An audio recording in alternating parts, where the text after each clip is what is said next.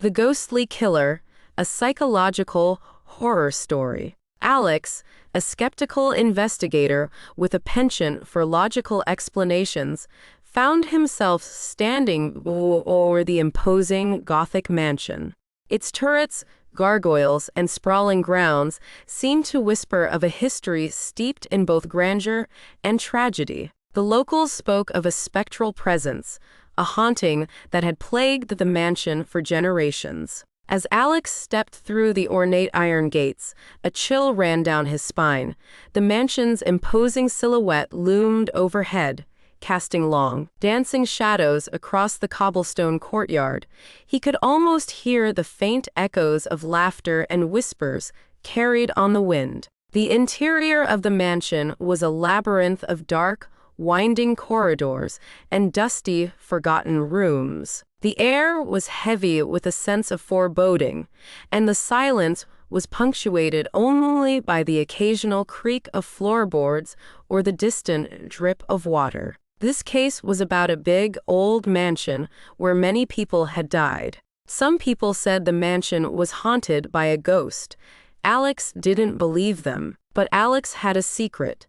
When they were a child, something scary happened. Alex saw something they couldn't explain, something like a ghost, but they tried to forget it and never told anyone. Now, in this haunted mansion, Alex started to feel uneasy. The more they looked into the case, the more strange things they found. Sometimes, Alex thought they saw shadows moving when no one was there. They heard noises that didn't make sense, but Alex kept telling themselves it was just their imagination. Alex's days had become a constant state of unease. The once familiar creaks and groans of the old house now seemed to carry sinister undertones. Every shadow cast by the flickering candlelight seemed to morph and twist, taking on grotesque shapes. The once comforting silence of the night was now punctuated by eerie whispers and unseen footsteps. A sense of being watched had become a persistent companion. They'd catch glimpses of movement out of the corner of their eye. But when they turned to investigate, there was nothing but empty space. The feeling was so intense that Alex began to doubt their own sanity. Was it the killer, the ghost, or perhaps a manifestation of their own growing fear and paranoia? The line between reality and delusion blurred. They'd find strange objects misplaced or broken, as if an unseen intruder had been rummaging through their belongings. A chill would run down their spine whenever they heard a faint scratching noise from the attic, or the distant sound of a key turning in a locked door. The once peaceful haven of their home had become a labyrinth of terror. As Alex kept working on the case, an older detective named Mr. Harris started watching them closely. Mr. Harris believed in ghosts and thought something was strange about Alex. He started to ask questions about Alex's past, trying to find out if Alex knew more than they were saying. Mr. Harris wasn't the only one getting closer. The ghost in the mansion seemed to be getting closer too. Every time Alex visited the mansion, they felt colder, like the ghost was nearby. More people were dying, and every time, the ghost left the same strange marks on the bodies. Alex tried to ignore the ghost stories and focused on finding the real killer. But Mr. Harris was always there, watching and asking questions. Alex started to worry that Mr. Harris would discover their secret from the past. One night, Alex went to the mansion alone.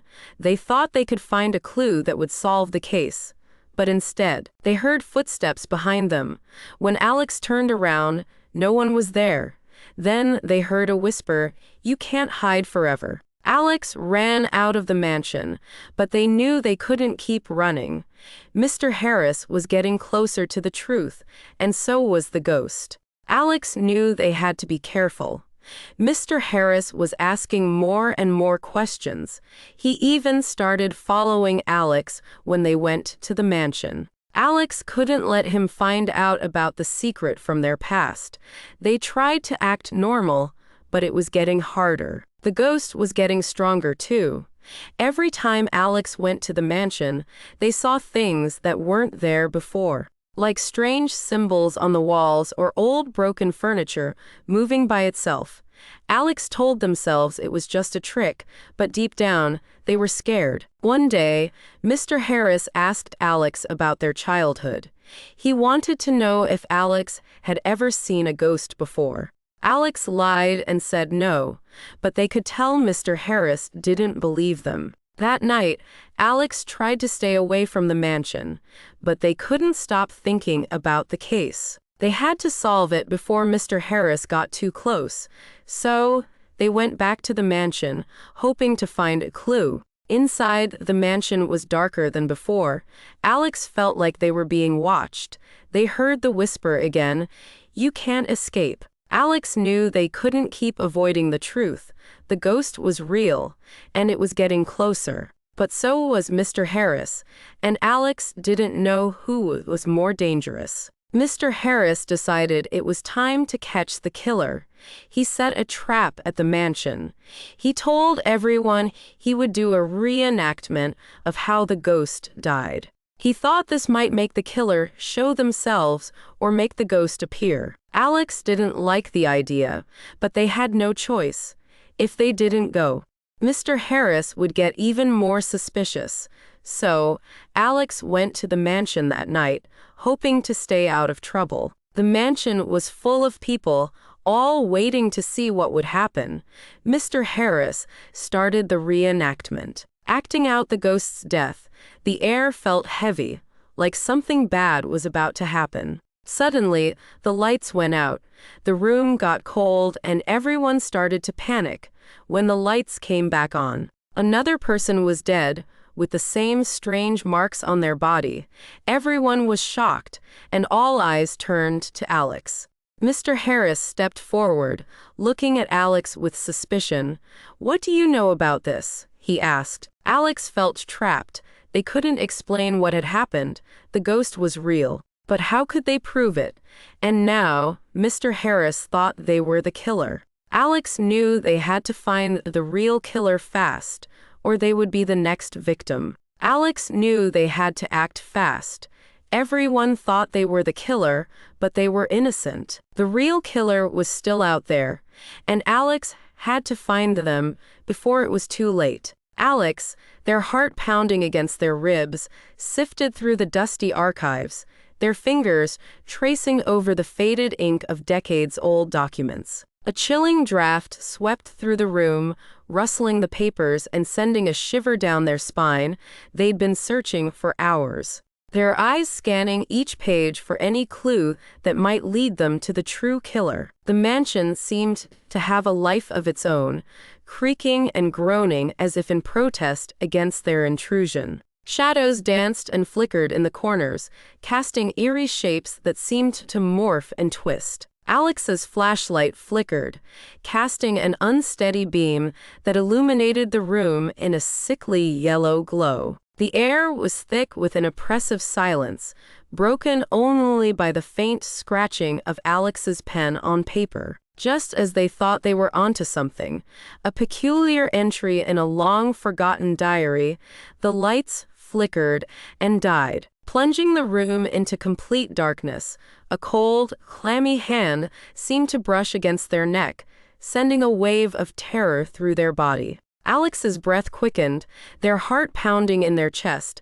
They reached out, their fingers trembling, but there was nothing there. A low, guttural moan echoed through the mansion, sending shivers down Alex's spine.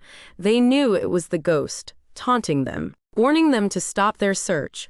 But Alex was determined. They would not be deterred. They would find the truth, no matter what the cost. Mr. Harris didn't trust Alex anymore. He followed them everywhere, watching their every move. Alex tried to stay one step ahead. But it was hard. The mansion felt more dangerous every day, and Alex was running out of time. One night, Alex found something important, a diary hidden in the mansion. The diary belonged to the ghost. It talked about a ritual that could transfer the ghost's power to a living person. Alex realized the killer had used this ritual to become powerful, just like the ghost. But before Alex could tell anyone, Mr. Harris confronted them. "I know you're hiding something," he said. "Tell me the truth." Alex tried to explain, but Mr. Harris didn't believe them. He thought Alex was trying to trick him. Now, Alex was trapped between the killer and Mr. Harris, with no one to help them. Alex had barely caught his breath from the recent terror when the front door creaked open. A chill ran down his spine, not just from the drafty mansion, but from the unfamiliar presence. A woman stood in the doorway, her silhouette cast in the dim light. She was tall and slender, with a determined glint in her eyes. "I'm Maria," she introduced herself, her voice carrying a hint of an accent. "A historian. I've been following the news about the murders here." Alex's heart pounded. Another outsider, drawn to the mansion's macabre reputation. "What do you want?" he asked, his voice laced with suspicion. "I want to help," Maria replied, stepping further into the foyer. "I've spent years studying the history of this place. There might be something in the archives that could shed light on these events." Maria's eyes scanned the room, taking in the ornate details and the lingering sense of unease. "I've heard whispers of dark rituals, of ancient curses," she continued. "Perhaps there's a connection." Alex felt a shiver run down his spine. He had heard the same rumors, but he had dismissed them as old wives' tales. Now, with Maria's arrival, he began to wonder if there was more to the mansion's history than he had ever imagined. Maria told Alex and Mr. Harris something shocking. The ghost wasn't just haunting the mansion, it was looking for revenge. The ghost had been betrayed by someone close to them when they were alive, and now it wanted to use its power to punish people. But there was more. Maria explained that the ghost's power could only be used by someone who had a deep connection to it. That's why the killer was so dangerous. They weren't just copying the ghost, they were connected to it in a way no one else could be. Alex realized that the killer might be someone close to them, someone who had been involved in the case from the beginning. But who could it be? And how could they stop the ghost's power from being used to kill again? Maria's information changed everything. Now, Alex and Mr. Harris had to work together to find the killer. But with the ghost's power growing stronger, they didn't have much time. Alex and Mr. Harris knew they had to act quickly. They set a plan to trap the killer and finally put an end to the murders. They returned to the mansion at night, knowing that this could be their last chance. The mansion was silent and dark. Every shadow seemed to move, and the air was thick with fear. Alex and Mr. Harris split up to search for the killer, but they both knew the danger they were in. Suddenly, Alex heard a noise. They followed it to a room at the end of a long hallway. When they opened the door, they saw the killer. Someone they had never suspected.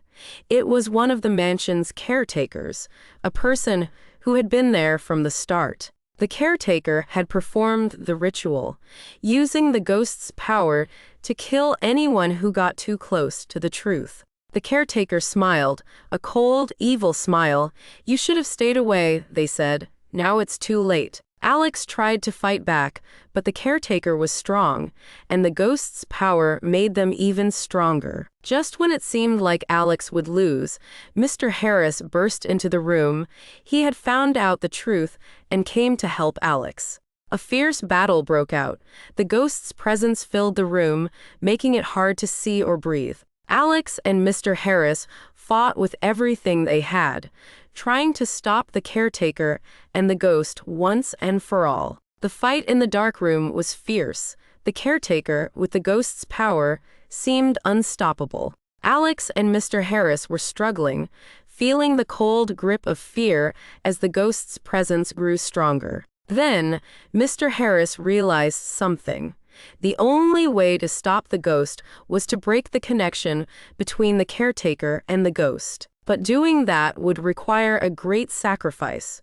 Someone had to destroy the object that connected the ghost to the living world. This object was an old, cursed pendant that the caretaker wore around their neck. Mr. Harris knew what he had to do. He shouted to Alex, "Get out of here, I'll take care of this." But Alex didn't want to leave Mr. Harris behind. They knew what Mr. Harris was planning, and it scared them. But there was no time to argue. The caretaker was coming at them with all their strength, the ghost's power making them almost invincible. Alex had no choice but to trust Mr. Harris. With one final push, Mr. Harris tackled the caretaker, grabbing the pendant. The ghost let out a terrible scream. As Mr. Harris crushed the pendant in his hand, the room filled with a blinding light, and then everything went quiet. When the light faded, the ghost was gone, and the caretaker lay unconscious on the floor. But Mr. Harris was also gone. He had sacrificed himself to break the ghost's power and save everyone. After the fight, the mansion was quiet, the ghost was gone, and the caretaker was taken away by the police. Alex stood alone in the empty room, thinking about what had happened. Mr. Harris was gone, and Alex felt sad, but also relieved that the nightmare was over. But something didn't feel right. As Alex walked out of the mansion, they heard a faint whisper, like the one they had heard before. "You can't escape," it said, soft but clear. Alex halted, his breath catching in his throat. The eerie silence that had enveloped the mansion was now broken. Only by the faint creaking of floorboards beneath his feet. He glanced around, his heart pounding in his chest. The grand, opulent rooms, once filled with laughter and life, now seemed empty and desolate. The mansion was as he remembered it, save for a lingering, unsettling chill that seemed to seep into his bones. The ghost was supposed to be gone, but the whisper, a faint, chilling murmur that seemed to originate from the shadows, filled him with doubt. Alex left the mansion, but the feeling of being watched never went away. As they walked down the path, the shadows seemed to follow them, and the wind whispered in a voice only they could hear. Was the ghost really gone, or had it found a new way to haunt them? Alex didn't know, and that fear stayed with them long after they left the mansion.